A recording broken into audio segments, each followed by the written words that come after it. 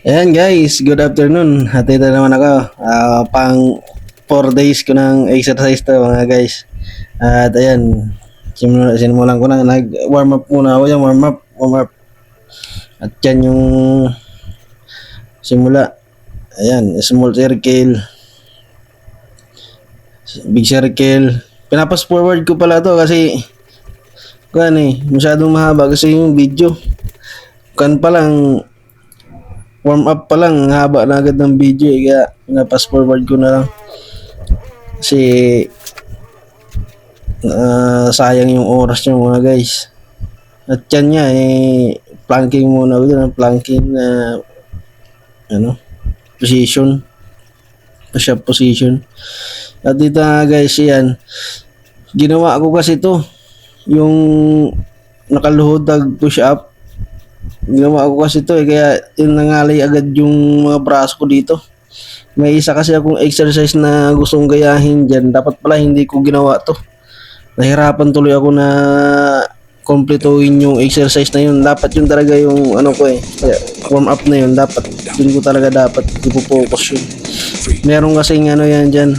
Ayan yung up down hold. Yan mga ganun na command na ko sa TikTok sana.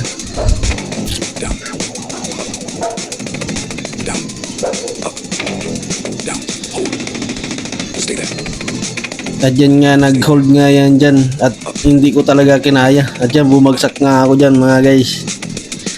Talaga hindi ko pa talaga kaya. Napakahirap pa para sa akin mag-push up talaga. Pang 4 days ko pa lang yan mga guys. Hindi ko na nagagawa yung dapat makapag-push up ta ako ng 20. Hindi ko pala gagawa. Kasi ito muna ako ngayon.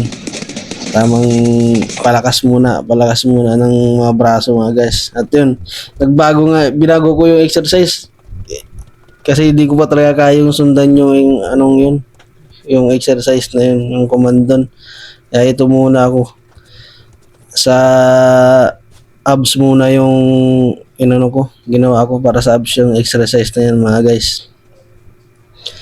At yan,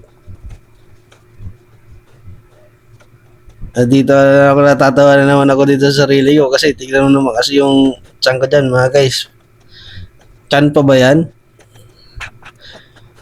Nakahiga na yan pero bloated pa rin yung tiyan ko dyan. Tama no, yan o. Grabe naman yung tiyan yan. Wala pa akong kinain yan. Hindi pa ako nagtanghalian yan. Wala pa akong merienda. Pero ganyan yung tiyan ko. Yan, nag-bicycle na naman. Grabe. At dito yung leg raise na yan, hanggang 10 lang yung kinaya ko. Huminto ako sa 10. Tapos yan, tinuloy ko pa rin 10 ulit para maging 20 mga guys yan. Para, yan, pinigil ko ayun pa kasi grabing sakit dun sa abs. Sa abs, wala pa nga hindi pa nalabas eh.